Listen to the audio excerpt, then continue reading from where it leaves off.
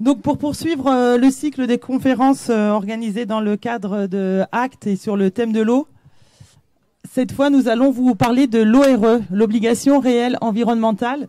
C'est une démarche dans laquelle le château d'Espérant est engagé depuis environ 3 ans et est assez précurseur. Et pour en parler, nous avons souhaité inviter une entreprise, l'entreprise Perrier qui vient en voisin, où là aussi il y a une ORE qui est entamée et dans un autre style, la Maïf qui va nous parler de ce statut d'entreprise à mission. Alors l'ORE, entreprise à mission, si vous êtes comme moi, vous savez pas vraiment ce que ça veut dire au départ. L'objectif de cet échange, c'est justement de vous faire comprendre l'ambition et l'ambition environnementale que se fixe le château d'Espérant. Alors, pour parler, c'est complètement mélangé, je vais essayer de reconnaître tout le monde. Donc, pour représenter l'entreprise Perrier, nous avons Géraldine Laguerre et Anne Triganon. Merci beaucoup d'être présentes. Pour l'entreprise, pour Maïf, pour la société d'assurance Maïf, c'est Pascal Geoffroy. Vous êtes mandataire au conseil d'administration de la Maïf. À vos côtés, nous avons Isabelle de Montrichard, d'Ethicalia. Vous allez nous expliquer votre rôle dans l'ORE, notamment aux côtés du château d'Espérant, représenté ici par Henri-Luc Camplot, le responsable du Centre national du microfilm et de la numérisation. Et puis devant, 3 jeunes, avec Léa Dejeu, qui est stagiaire et étudiante en philosophie, qui intervient au château d'Espérant, philosophie environnementale. Et puis Célia Grias du Conservatoire des espaces naturels d'Occitanie et Léa Lafournière du syndicat mixte de la Camargue qui avait également, vos 2 structures sont également engagées dans l'ORE avec le château d'Espérant. Voilà pour les présentations. On va tout de suite rentrer dans le vif du sujet. Peut-être pour première question pour Perrier et pour le château d'Espérant. Donc vos 2 structures sont engagées dans une obligation réelle environnementale. C'est quelque chose qui est très peu connu du public, mais qui vous engage pour de longues années. Peut-être pour Perrier, j'ai envie de commencer avec Perrier. Est-ce que vous pouvez nous expliquer de manière assez simple pour le grand public ce qu'est une ORE? Bonjour à tous. Alors pour Perrier, l'ORE, c'est tout simplement un contrat, un engagement officiel et volontaire, un contrat qui est signé chez le notaire et qui nous engage en faveur donc, de la biodiversité. Ce contrat, excusez-moi, je cherche mes mots. Il s'applique de quelle manière? C'est un contrat envers qui, en fait? Qui signe ce contrat? C'est un contrat qu'on souscrit chez un notaire avec un expert qui nous accompagne pour mettre en place des mesures qu'on appliquera sur des terrains qui nous appartiennent, de telle sorte que l'on va pouvoir préserver la biodiversité sur ce foncier et mettre en œuvre des actions qui seront soutenues à la fois par ces experts, mais également pilotées et accompagnées. Oui, parce qu'effectivement, il faut bien répéter que dans l'ORE, on est quand même dans une démarche de protection de l'environnement. C'est ça. Voilà, c'est vraiment, nous, notre objectif, c'est de protéger la ressource au travers de la protection de la biodiversité. Depuis quand date ce contrat pour Perrier?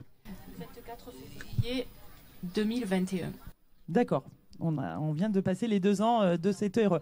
Pour Espérant, Henri-Luc Camplot, l'ORE, elle date d'un poil plus. Quelle est l'ambition? Non, un poil moins, puisque nous, on a signé notre ORE en juin 2022. Et donc, c'est tout récent. Mais c'est un processus donc, qui a duré plus d'une année pour identifier d'abord ce que c'était qu'une ORE. C'est-à-dire, en fait, comme vous voyez, le château d'Espérant, c'est un château avec ses collections. On a un parc paysager, une réserve archéologique, donc 20 hectares de foncier, sur lesquels on faisait déjà des actions environnementales, puisque par exemple, on ne met pas de pesticides dans le parc depuis de nombreuses années. Mais l'ORE, c'était l'occasion de symboliser, d'avoir une action forte, de s'obliger, de signer une convention. Donc effectivement, cette convention, c'est la convention entre l'État, le ministère de la Culture, et deux organismes de naturalistes, le CEN Occitanie et le syndicat mixte de la Camargue gardoise, qui viennent donc nous accompagner de manière beaucoup plus forte pour notre engagement pour la protection de la biosphère. Voilà, c'est ça la démarche, c'est-à-dire qu'en fait, c'est de signer quelque chose devant, alors pas notaire, puisque l'État, c'est un domaine de l'État, donc mais devant préfet, qui dit en fait que le château d'Espérant, en plus de ses missions de conservation patrimoniale classique de la culture, s'engage aussi pour la protection de sa biodiversité, de ce parc paysager pour 50 ans. Donc c'est un engagement très fort qu'on est en train de mettre en place. Et tout à l'heure, on pourra voir un peu comment la méthode que nous, on a décidé d'employer pour s'engager. On pourra rentrer un peu plus dans les détails. Mais juste, Perrier ou Espérant, qu'est-ce qui vous a mis sur la trace de l'ORE? Parce que c'est quelque chose qui est très peu connu, qui n'est pas encore beaucoup médiatisé. Qui vous a dit, est-ce que vous pouvez nous expliquer, tiens, on va se lancer dans une ORE? Moi, je peux répondre. Ce qui nous a mis sur la piste, c'est tout simplement un naturaliste avec qui on était déjà engagé, c'était Benjamin, et qui nous a dit un jour, écoute, ça serait bien. Alors oui, notre démarche, c'était d'abord d'avoir signé la charte des écoacteurs de la réserve de biosphère de Camargue, qui est une charte qui nous engage déjà, mais qui est beaucoup plus légère. Et en discutant avec les naturalistes, on a identifié cette obligation réelle environnementale qui est effectivement toute neuve, puisqu'elle date de la COP 21. C'est un dispositif qui s'inspire de ce qui se passe dans le monde anglo-saxon et qui nous a permis de l'identifier et de voir si c'était applicable au château d'Espérant. Il faut savoir que cette ORE, obligation réelle environnementale du château d'Espérant, est la première en France pour un site de l'État. Donc avant de la signer, il a fallu réfléchir, identifier que c'était possible de l'utiliser. Et une fois que ça a été rendu possible, on a pu donc faire cette signature. Mais signer une ORE, c'est pas simple. C'est le début, parce qu'on n'a rien fait quand on a signé une ORE. Après, il faut mettre en œuvre cette ORE. Et c'est ça le plus intéressant. Et à Perrier, est-ce que vous avez une idée, vous, de comment vous avez été sensibilisé à l'ORE? Oui, l'idée de l'ORE est venue d'échanges qu'on a eus avec de nombreux acteurs au sujet de la protection de la garrigue contre les incendies. Donc il y avait à plusieurs reprises des réunions et un de nos partenaires avec qui on échange beaucoup, donc c'est Forêt Méditerranéenne, nous a orientés vers cette piste pour mettre en œuvre justement des actions qui soient compatibles avec la préservation du vivant quand on veut mettre en place des actions pour protéger la forêt des incendies. Et aujourd'hui, est-ce que les salariés de Perrier connaissent l'existence de l'ORE? Si on se poste à la sortie de l'usine, on peut les interroger. Vous connaissez l'ORE Perrier? Qu'est-ce que ça signifie? Est-ce qu'ils sont engagés dans cette ORE? Ou comme disait Henri Luc, c'est aussi la signature, c'est juste le début de l'histoire. Il y a sans doute un long processus auprès de tous les acteurs possibles. Des communications en interne ont été mises en place, en effet. Donc, alors nous, on utilise beaucoup les écrans de télé aussi pour communiquer. Donc, ça a été le cas aussi pour faire la pub de cette journée ici au Château d'Espérant. Effectivement, les salariés sont au courant. On a un Facebook d'entreprise, on communique beaucoup là-dessus. Nous avons eu une journée famille en novembre l'année dernière. Donc, nous avons reçu 850 personnes.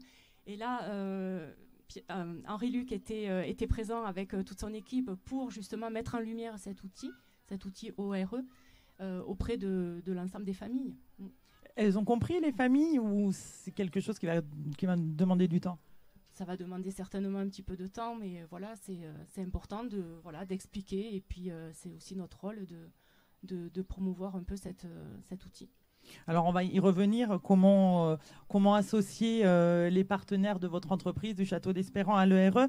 Peut-être donner la parole à la Maïf, puisque vous n'êtes pas engagé dans une ORE, mais vous êtes une entreprise engagée. Vous avez lancé, il n'y a pas très longtemps, vous avez signé aussi, c'est un nouveau statut d'entreprise à mission. Alors moi, j'ai essayé de me renseigner. J'ai compris que ça vous amenait à soutenir peut-être davantage encore des entreprises par exemple, dans leur transition écologique. Mais vous allez pouvoir nous expliquer un peu plus en détail une entreprise à mission en 2023, c'est quoi ? Alors, ce qu'il faut savoir, c'est que Maïf est très singulière depuis sa création, puisqu'on va fêter ses 90 ans l'année prochaine. C'est une mutuelle qui s'est toujours illustrée par des actions un peu innovantes, que ce soit dans le développement durable, mais aussi dans l'économie sociale et solidaire, tout un tas de domaines comme cela.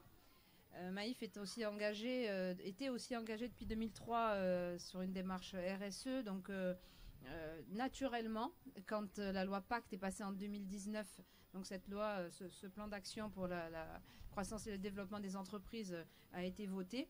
Ça a été une évidence pour la Maïf que de s'inscrire dans ce statut de société à mission. Donc ce qu'il faut savoir, et pour être assez concise si vous voulez, c'est que qu'est-ce que ça change pour la structure elle-même? C'est en fait un engagement fort de la mutuelle en termes vertueux, je dirais, que ce soit au niveau de ses sociétaires, au niveau de ses salariés, mais aussi au niveau du développement durable, de la transition écologique, et aussi une volonté au sein de cette société à mission d'embarquer un maximum d'entreprises dans leur transition écologique. C'est-à-dire que vous les poussez, vous les sensibilisez davantage, vous les accompagnez dans cette transition écologique ? Alors, il y a tout un tas de figures possibles, mais effectivement, oui, la Maïf accompagne des entreprises et les aide de ce point de vue-là. Donc, est-ce que vous voulez que je décline un petit peu qu'est-ce que c'est voilà. Oui, bien sûr. Donc en fait, une société à mission, c'est quoi? C'est une société qui se donne une raison d'être. Donc à la Maïf, pour la faire courte, c'est l'attention sincère portée à l'autre, que ce soit, encore une fois, les sociétaires, mais la société civile plus généralement. Donc elle se fixe une raison d'être, des objectifs, et ces objectifs sont contrôlés, si je puis dire, chaque année par un comité de suivi qui va venir quantifier, je dirais, et mesurer si les engagements pris initialement sont tenus. Et puis, ou partiellement tenus, parce qu'on ne peut pas arriver de but en blanc aux objectifs fixés au départ. Et qui compose ce comité de suivi? C'est un comité de suivi qui est complètement extérieur et indépendant de la société. Voilà. Et donc, cette entreprise en mission, est-ce qu'elle engage le personnel? Est-ce que ça a changé du jour au lendemain, à partir du moment où il y avait la signature? Le personnel dans des nouvelles manières d'être, dans un nouveau comportement, une nouvelle posture? Alors, si vous voulez, ça ne fait qu'entériner ce qui était déjà engagé depuis des années. Mais bien sûr que ça embarque tout l'environnement Maïf, que ce soit les partenaires aussi avec lesquels on travaille, comme par exemple les carrossiers, tout simplement, avec des pièces de réemploi, puisque vous avez dû sans doute entendre que on va y arriver. Vous avez compris. Nous cherchons à promouvoir donc l'utilisation de pièces de réemploi, de pièces d'occasion pour réparer les voitures. Donc ça veut dire que le carrossier, quand il travaille avec vous, oui, il doit s'engager à essayer de trouver de la seconde main, on va dire, plutôt qu'une pièce de carrosserie toute neuve. Alors c'est pas dans 100% des cas, bien évidemment, parce qu'il y a des pièces qui ne peuvent pas être réemployées.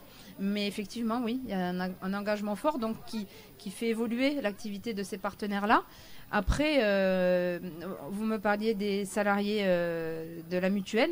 Bien sûr que ça a modifié, y compris pour les militants que nous sommes, nos pratiques. C'est-à-dire que la société à mission a entériné le fait que nous nous orientions vers de la sobriété dans le fonctionnement quotidien, que ce soit au niveau énergétique dans les bâtiments. On baisse la température du chauffage, par exemple? Par exemple, nous, en tant que militants, nous n'accédons plus à des goodies, des objets publicitaires. Nous n'avons plus de flyers non plus, mis à part des quelques-uns que j'avais pour l'association Prévention. Mais voilà, ça se concrétise au quotidien pour les militants et pour les salariés. Est-ce que ça crée des tensions? Est-ce que auprès de vos salariés ou de vos partenaires, le carrossier, est-ce qu'il dit bon, j'arrête de bosser avec vous, ça devient trop contraignant d'aller chercher de la seconde main ou... Non, parce que ces partenaires-là sont accompagnés. Et j'ai envie de vous dire, les salariés à la Maïf savent qu'ils font partie d'une mutuelle singulière, vertueuse et qui véhicule des valeurs qui sont formidables. Donc j'ai envie de dire que l'enthousiasme est général. Et pour les clients? Alors, on ne parle pas de clients, donc ce sont des sociétaires. Les sociétaires, ils voient ça d'un œil plutôt clément, je dirais, et enthousiaste aussi, parce que nos sociétaires, enfin c'est ce qu'on essaie en tout cas de promouvoir, partagent nos valeurs. Merci. Alors Henri-Luc, on va peut-être continuer sur cet aspect des gens qui travaillent avec vous au Château d'Espérance. Comment l'ORE elle a été amenée auprès des salariés, du personnel, de toutes les personnes qui interviennent au Château d'Espérance? Oui, alors ce qu'il faut dire sur les ORE, c'est qu'elles sont toutes très différentes. Hein. L'ORE de Périeux, par exemple, c'est une ORE donc, qui s'intéresse à de la garrigue et à une protection de la ressource. Et Périer, c'est une très grosse entreprise. Hein. Je crois que sur Vergès, c'est plus de 1000 personnes. Donc il y a un problème d'échelle et ça couvre 115 hectares, je crois, cette ORE. Espérance, c'est un tout petit domaine. Vous le voyez, on y est. Et notre équipe, c'est 8 personnes. Hein. C'est tout petit. Hein. Alors on a des partenaires évidemment, hein, mais donc on a une toute petite équipe et le foncier, c'est 20 hectares, c'est 13 hectares de parc et 7 hectares de réserve archéologique. Mais on sait, oui. Comme on par les années précédentes, il y a 8 personnes, mais il y a toute une équipe autour, notamment on pourra donner la parole à Léa et à Célia. Vous les engagez dans cette ORE, c'est ça qui... Voilà. J'allais vous répondre, chère Agathe. Oui, donc c'est une toute petite équipe qui effectivement s'engage. Alors donc une fois qu'on a signé cette obligation réelle environnementale, il a fallu effectivement réfléchir à comment la mettre en œuvre. Et tout de suite, on s'est dit que c'était un peu compliqué de réfléchir avec nos partenaires Seine et Syndicat mixte de la Camargue gardoise et qu'on avait besoin d'un regard extérieur et d'un accompagnement. Donc on a fait le choix de sélectionner une entreprise qui nous accompagne dans cette démarche. Et donc c'est la société Ethicalia qui nous accompagne dans cette démarche qui est une démarche longue. Donc avec une petite équipe, mais avec de nombreux partenaires et une démarche complexe et qu'on va peut-être essayer de vous expliquer dans les minutes qui suivent. Mais peut-être qu'Agathe, vous pourriez aussi donner la parole aux Seine et au syndicat mixte pour qu'ils nous expliquent le point de vue peut-être du point de vue de l'environnement. À quoi ça comment ils peuvent venir nous aider sur ce domaine qu'est Espérance. Tout à fait. Alors la transition était toute trouvée pour Isabelle, mais nous allons passer la parole donc à Célia et à Léa qui représentent les deux structures engagées dans l'ORE, deux naturalistes engagés dans cette ORE. C'est vrai que c'est important d'avoir votre regard à vous. Quelle ambition et quel regard vous posez sur cette obligation réelle environnementale? On va le répéter parce que l'ORE, c'est pas forcément évident pour tout le monde. Pour nous, l'ORE... Donc la parole est à Célia Grillas du Conservatoire des espaces naturels. Oui, merci. Nous, on travaille beaucoup avec différents outils fonciers pour essayer de préserver les enjeux sur les espaces naturels. Principalement sur les espaces naturels, mais pas que, parce qu'ici on n'est pas à proprement parler sur un espace naturel, mais on y travaille aussi, parce qu'il y a aussi des enjeux de biodiversité. Et l'outil ORE, c'est un outil assez récent, parce qu'il existe depuis 2017, depuis la loi biodiversité. Et donc c'est un outil qu'on a appris à utiliser depuis quelques années, et qui est très intéressant, parce que ça permet de travailler sur du long terme, voire du très long terme, parce qu'on peut travailler jusqu'à 99 ans sur certains contrats d'ORE. Et c'est un outil qui permet d'attacher des obligations environnementales sur le foncier. Ce qui veut dire que même si le propriétaire change, les obligations restent. Donc il y a certains cas où c'est très intéressant parce qu'on sait qu'on a des propriétaires ou des gestionnaires qui ont des actions qui sont vertueuses pour la biodiversité, mais on sait que si jamais ils vendent ou ça change de personne, les obligations elles vont rester. Donc ça, c'est quelque chose qui est hyper intéressant. Et après, ce qu'a dit Henri Luc est intéressant aussi, c'est qu'une ORE, en fait, on peut y mettre tout ce qu'on veut. Chaque ORE est différente. Les grands principes qui restent, c'est que on y inscrit des obligations de choses à faire ou de choses à ne pas faire. Est-ce qu'on peut citer, peut-être pour être un peu plus concret pour le public, ces obligations? Ça consiste en quoi? Alors même si elles sont toutes différentes, l'ORE à Espérance, c'est quoi les obligations? Alors par exemple, sur Espérant, l'une des premières obligations qu'il y a dans le document, c'est celle de faire un plan de gestion. Pour dire, on va rédiger un plan de gestion dans lequel on va mettre un plan d'action en faveur de la biodiversité, mais qui prendra aussi en compte les enjeux liés à la conservation du patrimoine culturel. Mais après, il y a certains engagements qui sont très précis. Par exemple, on sait qu'il y a des enjeux liés à la conservation des chauves-souris dans le château. Il y a interdiction d'aller déranger cette colonie, par exemple. Donc ça, c'est quelque chose de très concret. Tout à fait. Est-ce qu'on peut peut-être donner la parole à Léa pour compléter ses propos?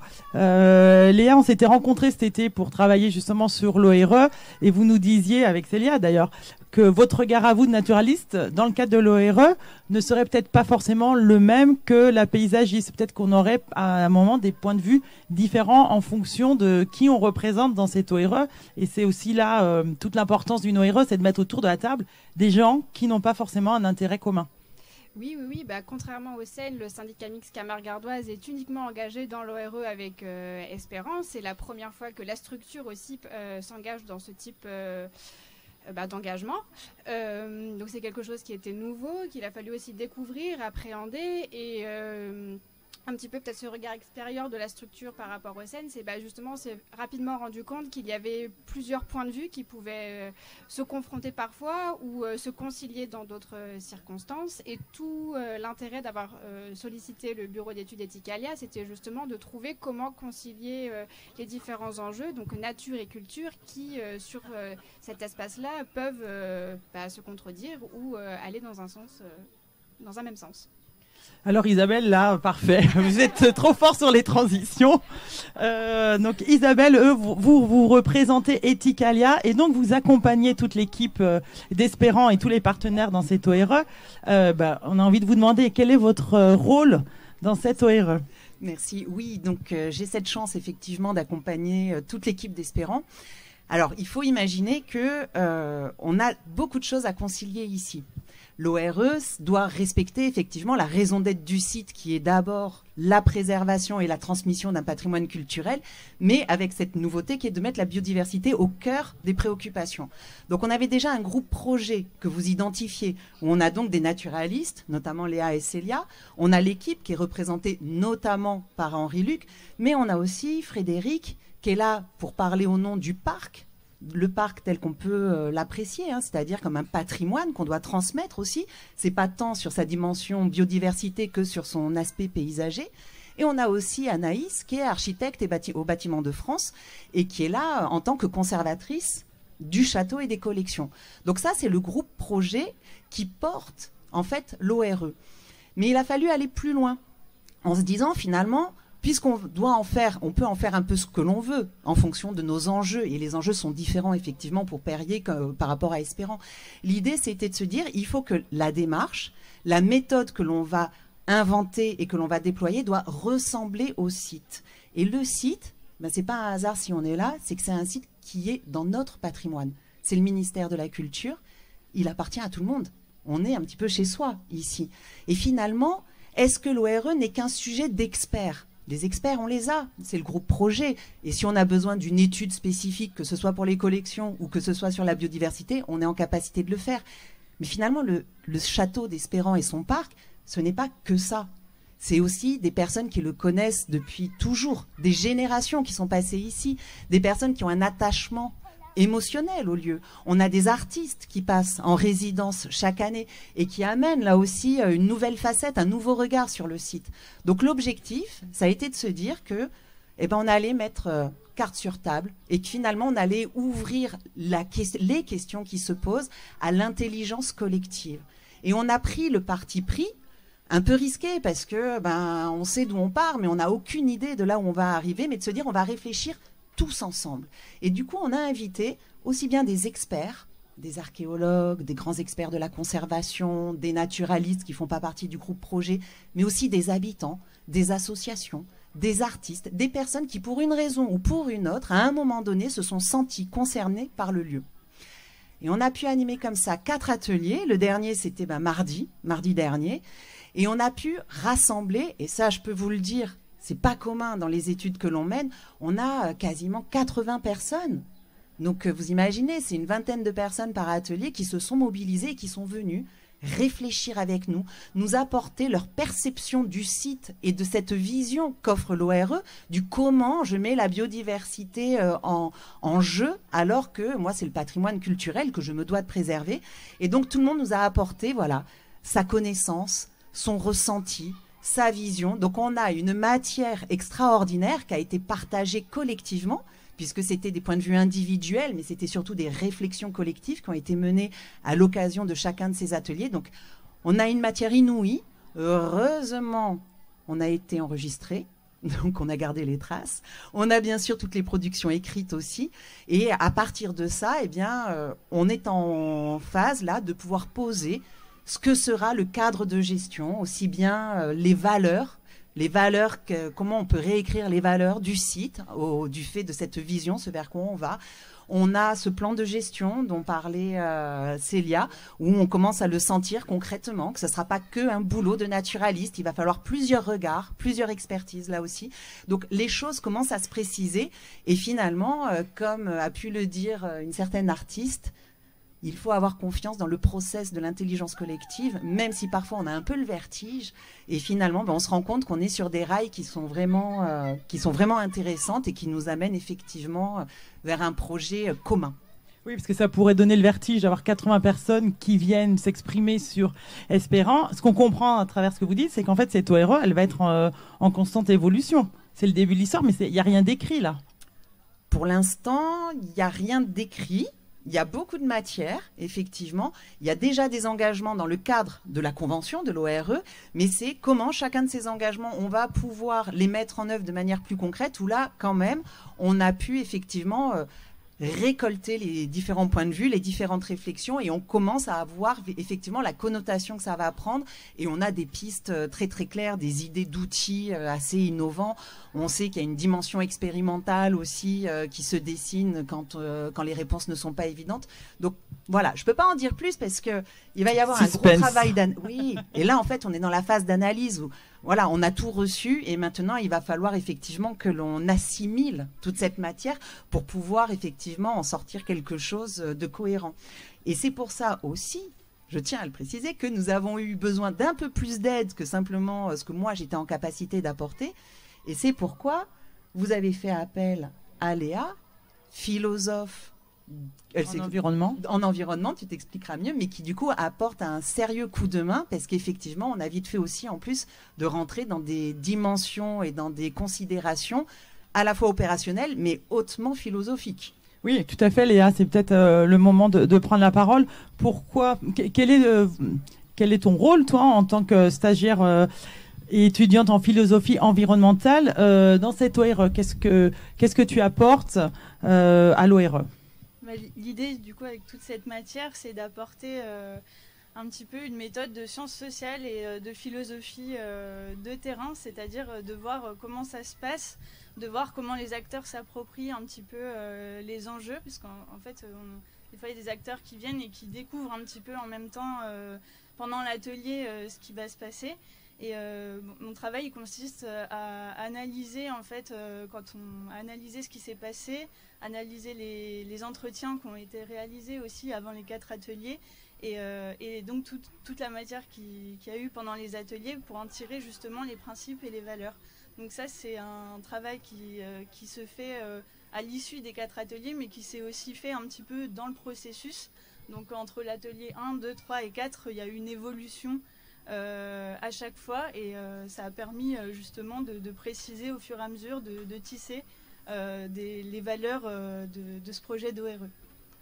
Isabelle, est-ce qu'on peut dire que l'ORE c'est un work in progress grandeur nature? Complètement. Et en plus, on arrive à relever les défis parfois de concilier ce qui pourrait paraître inconciliable entre des enjeux de préservation d'un patrimoine bâti, collection archéologique et des enjeux de biodiversité. Finalement, voilà, on a vraiment le sentiment de faire partie de la solution pour cet avenir que l'on se veut meilleur et où on arrive, voilà, à trouver des solutions harmonieuses. Ça participe vraiment à une harmonie, mais c'est en cours, c'est un mouvement, c'est une dynamique.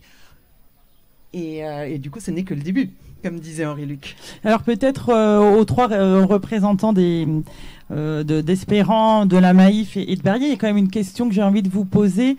Vos trois structures s'engagent dans quelque chose de plus contraignant. On nous rabâche déjà à longueur de journée de limiter notre consommation, notre chauffage, etc. Qu'est-ce qui vous pousse à vous engager dans quelque chose d'encore plus contraignant? Pourquoi? Alors, l'ORE, c'est pas une contrainte en tant que telle. En réalité, ça nous sert.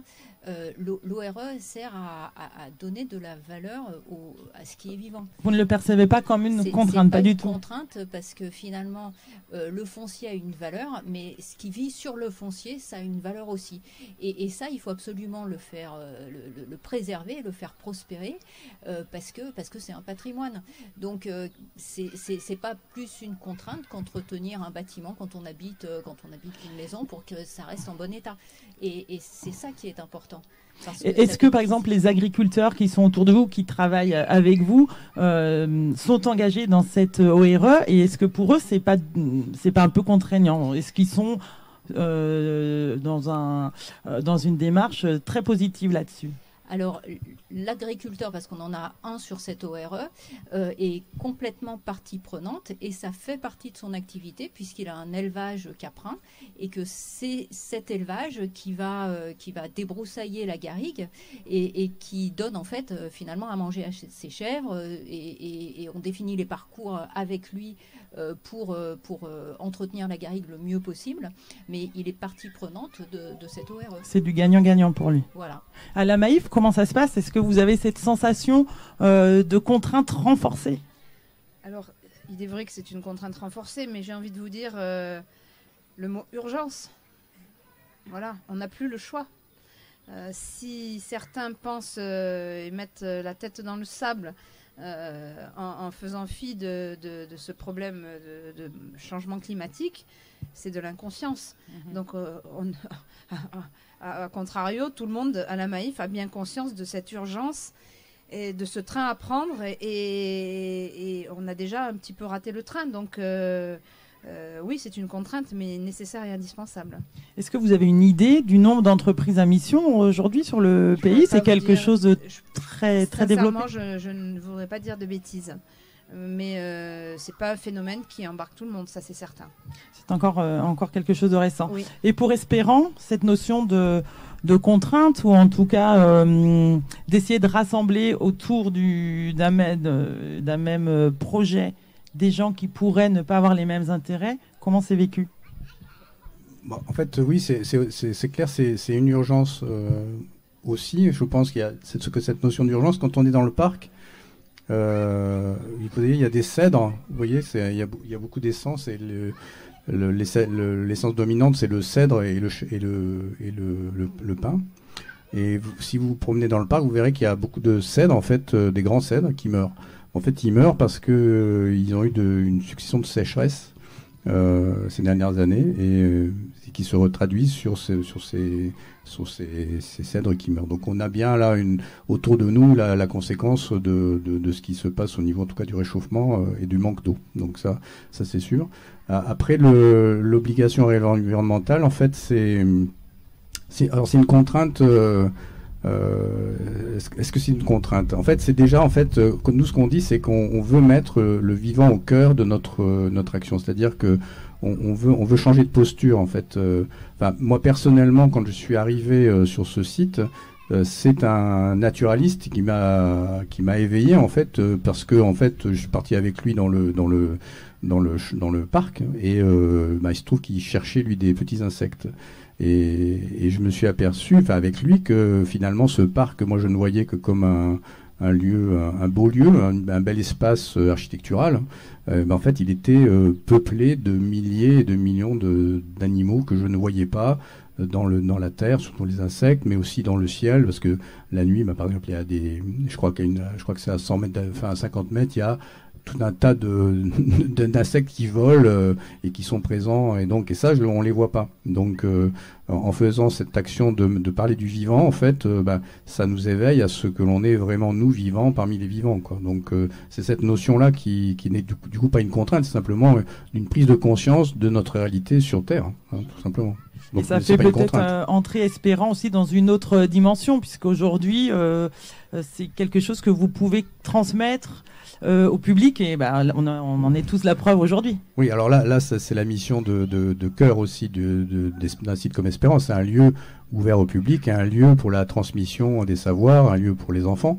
Et donc là, évidemment, être expérimental sur cette notion, et aussi de pouvoir partager ces choses-là, on est dans notre mission de la transmission, mais ça, c'est aussi un de nos cœurs de métier. Donc on ne parle pas plus aujourd'hui, et c'est assez remarquable quand même, on parle beaucoup de patrimoine culturel, du parc, on continue à visiter le château, mais à chaque fois qu'on visite, aussi, on introduit le fait que il y a autour de nous du vivant. Et ça, c'était pas un message qu'on passait il y a 2 ans.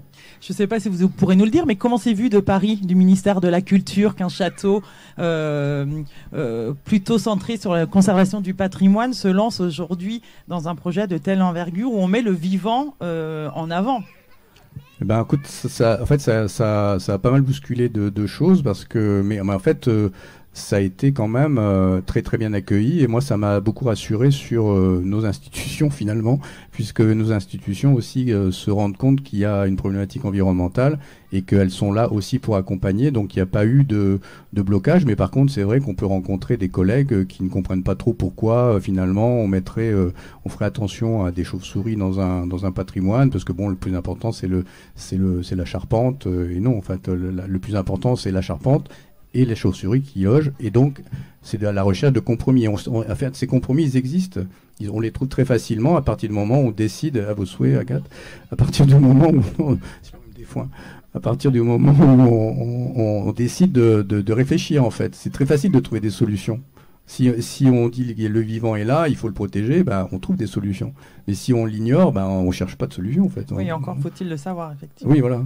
Isabelle, je crois que vous aviez quelque chose de s'associer à des naturalistes qui viennent nous apporter leur regard, et on se confronte à eux, on échange, en fait. L'objectif, c'est ce dialogue, en fait. C'est créer un dialogue entre expertises, hein, ce qui n'existait pas avant. Oui, je voulais... Il y a des fans. Je voulais juste faire une petite précision, c'est que cette ORE, telle qu'elle a été signée par Perrier comme par Espérant, n'importe qui peut signer une ORE. On allait venir, oui, question pratique. Mais oui. Et même des particuliers, je crois. Et surtout des particuliers, parce que je crois que c'est ça qui est intéressant aussi, c'est qu'on se rend compte, public-privé, l'ORE touche tout le monde. N'importe qui peut devenir le bon gestionnaire responsable et peut participer à cette démarche que les institutions ont enclenchée, que certaines entreprises ont enclenchée.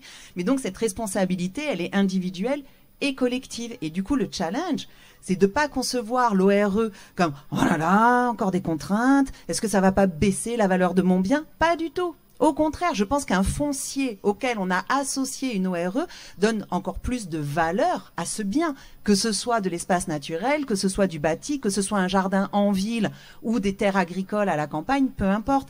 Et je crois que c'est ça qui est important que chacun comprenne, c'est que demain, chaque foncier auquel on aura signé une ORE est certainement plus précieux qu'un autre. Alors, continuons dans le pratique. Un particulier qui a un petit jardin en centre-ville, je sais pas, un jardin de 100 mètres carrés, est-ce qu'il a un intérêt? Est-ce qu'il peut faire une ORE, par exemple? Qu'est-ce qu'on peut mettre dans cette ORE? Il fait son colibri. C'est-à-dire qu'il prend sa part pour ses 100 mètres carrés. Et après, oui, mais concrètement, il s'oblige. Qu'est-ce qu'on fait? Concrètement, il pourra se tourner vers des experts, comme le syndicat mixte de Camargue Ardoise ou le Conservatoire des espaces naturels, ou une collectivité qui aurait une compétence en environnement ou toute autre association, pour définir ensemble, via le dialogue, comme le disait Henri Luc, qu'est-ce que j'ai intérêt à faire sur mes 50, mes 100 ou mes 300 mètres carrés? Il y a des arbres, il n'y a pas d'arbres, il y a de l'eau, il n'y a pas d'eau. Donc il faut en parler autour de nous pour dire ça existe, cette ORE. Oui, il faut en parler autour de nous. Et nous, c'est ce qu'on commence à faire avec justement la société Perrier, hein, puisque il y a, dans le Gard, il y a 2 ORE, bientôt 3. Il y a un Royal particulier. Canin ? Non, pas du tout.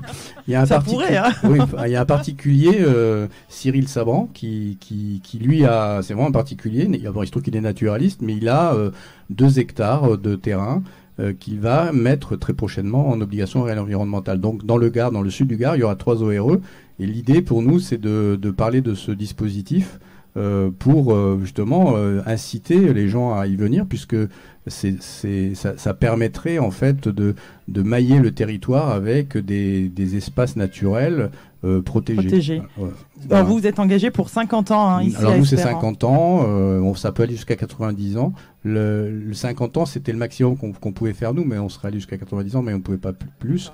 Et ce qui est important, c'est de voir que on s'engage, c'est celui qui signe qui s'engage, mais ses successeurs vont continuer sur cet engagement. Donc ça nous engage, nous et nos successeurs. C'est ça qui est important en fait à noter. Pour continuer sur l'aspect pratique, est-ce qu'on paye une ORE? Est-ce qu'on achète une ORE? Est-ce que c'est un engagement? On a bien entendu, on va chez le notaire, on signe un contrat, mais est-ce qu'il faut payer quelque chose pour avoir une ORE? Du point de vue fiscal, c'est gratuit, il n'y a pas de charge quand on va devant le notaire. Par contre, ça n'amène pas aujourd'hui d'argent. Peut-être plus dans quelque temps, il peut y avoir peut-être une défiscalisation. Mais en fait, simplement, l'ORE, ça permet de rediriger de l'argent qu'on a. Enfin, pour ce qui me concerne, hein, cet argent qui est disponible, en fait, il est réutilisé dans le cadre d'une ORE. Mais ça n'apporte pas d'argent, en fait. Mais ça ne coûte. C'est simplement une réorientation. Ça ne coûte pas, mais ça n'apporte pas non plus d'argent supplémentaire. C'est une réorientation de ses finances. Vers un bien, vers la biodiversité en fait, pour ce qui nous concerne. Chez Perrier, est-ce que le fait que l'entreprise se lance dans une ORE, ça peut inciter, on parle d'un particulier gardois qui se lance dans une ORE, mais est-ce qu'il y a d'autres entreprises de la même envergure qui seraient venues vous voir pour vous demander c'est quoi cette ORE? Est-ce que nous on peut en faire une? Alors aujourd'hui, non, il n'y a pas forcément d'autres entreprises qui se sont tournées vers nous pour enclencher la démarche. Par contre, nous, clairement, notre rôle, c'est de les inciter et puis d'aller vers elles justement pour promouvoir cet outil et essayer de le développer au maximum.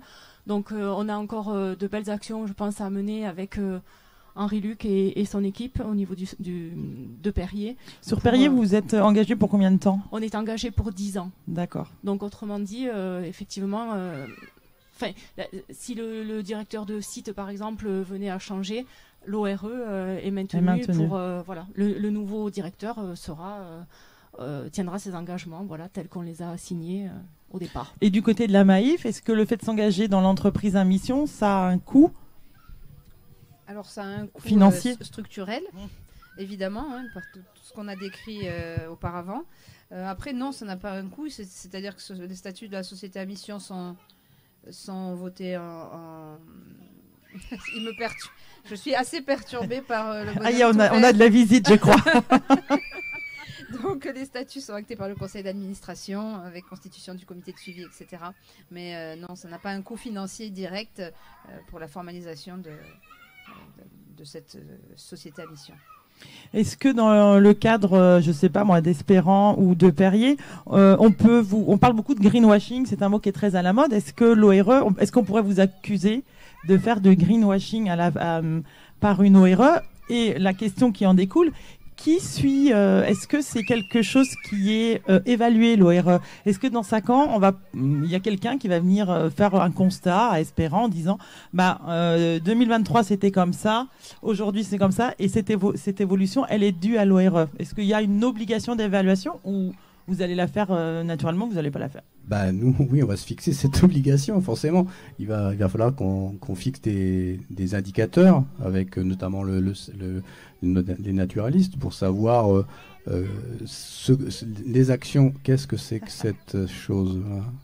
Je sais pas, je suis un peu intriguée moi aussi. Mais ne serait-ce pas... Dites-moi si je dois m'inquiéter. Ne serait-ce pas Supernature? C'est peut-être Supernature qui fait son grand retour. Supernature, pleine de surprises. En fait, Supernature... alors, on va parler de Supernature. Bah oui, Supernature... Parce que c'est quand même lié à l'ORE aussi. C'est très important, c'est lié à l'ORE. Et il est né, en fait, d'une résidence d'artistes de Julia Lopez. Et Supernature nous accompagner tout le long de l'ORE. C'est-à-dire que... Qu'est-ce qui c'est Supernature, en fait? Supernature, c'est les enfants qui ont donné ce nom. En fait, c'est un personnage... c'est la nature, en fait, qui vient... régulièrement vers nous pour nous dire j'existe et je suis là et je vous surprends, ne vous endormez pas, on a besoin de toi, de vous pour continuer. Donc oui, Supernature est très important, il va nous accompagner, c'est un geste artistique et symbolique. Et c'est intéressant d'ailleurs de lier l'art à l'ORE. Tout à fait. Et ça, c'est une idée d'Espérance. Alors ça, là, effectivement, sur l'ORE d'Espérance, en fait, on va convoquer les artistes pour venir interroger ce lien entre la nature et la culture. Ça, c'est quelque chose de très important. Alors, le greenwashing. Est-ce qu'on peut vous accuser, c'est-à-dire de ne pas être complètement sincère dans l'ORE et puis de vous afficher une sorte de label vert? Ouais, en tout cas, personne. Je ne sais pas. Là, je fais l'avocat du diable. Hein.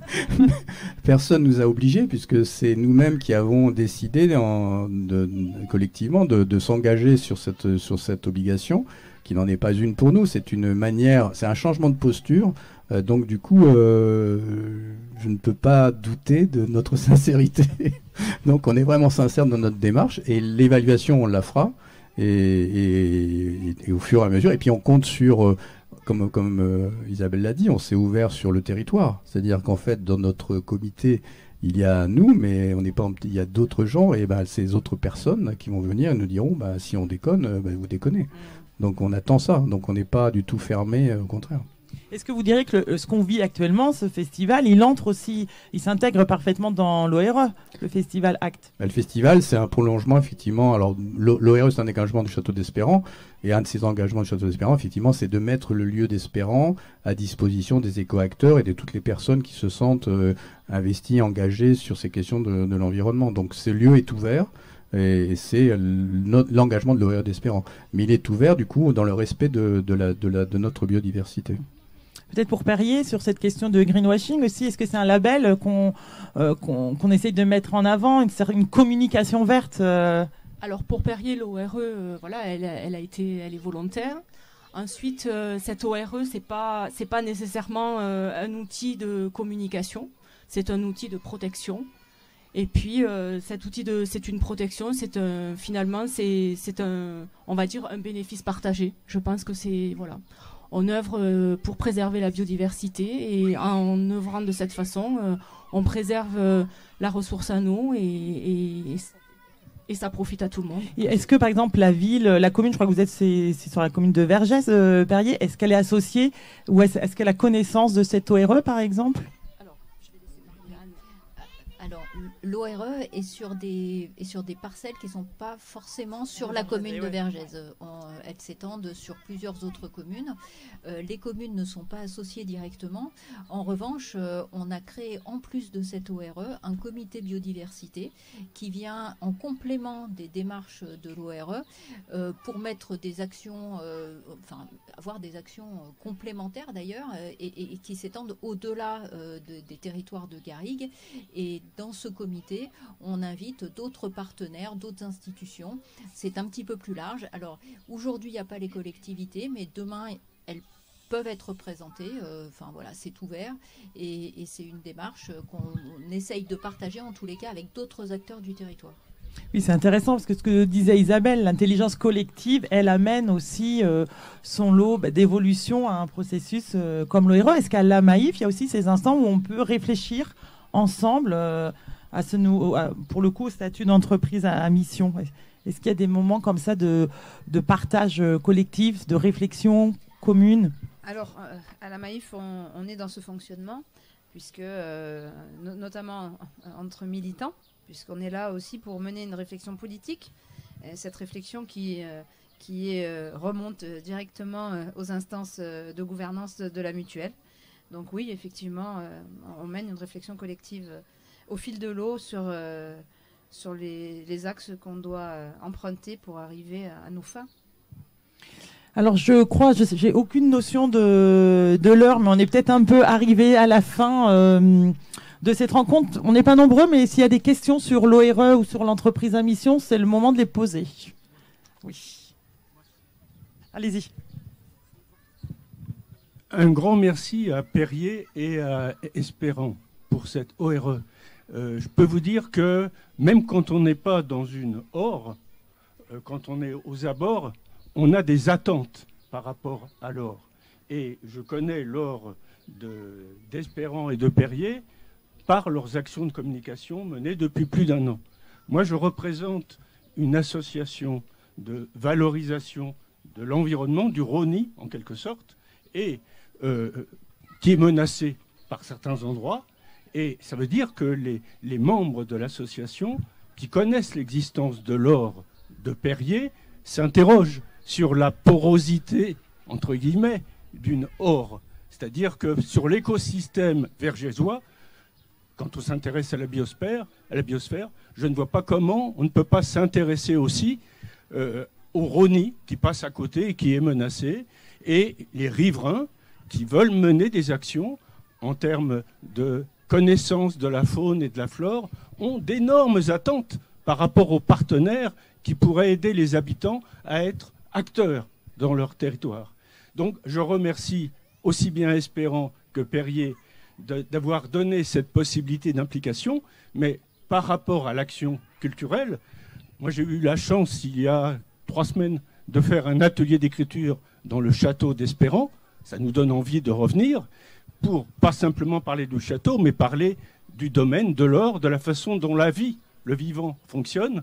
Et il y a cette démarche de dynamisation entre action culturelle, environnement et territoire qui est possible. Donc je vous dis simplement, il y a énormément d'attentes de la part d'habitants qui se mobilisent sur ça, et vous aurez, vous, aussi bien l'entreprise Perrier que le ministère de la Culture par le Château d'Espérant, une responsabilité pédagogique dans l'évolution pour une meilleure prise en compte de la biodiversité. C'est tout ce que je voulais dire, mais je voulais vous remercier et j'espère qu'on pourra revenir faire des ateliers d'écriture pour partager cet enjeu d'avenir fondamental sur la qualité du vivant. Merci pour votre témoignage. L'ORE, c'est vrai que ça pourrait se prononcer or, ce serait tout aussi pertinent. Je vous propose de poursuivre le débat micro fermé, puisque c'est le moment maintenant de passer à la suite du programme. Nous avons atteint l'heure de cette rencontre et de cet échange. Merci à tous pour votre participation. Alors nous avons des docs, effectivement, merci de le rappeler ici. Si vous voulez en savoir plus sur l'ORE, voilà, il y a des petits documents, vous pouvez venir vous servir.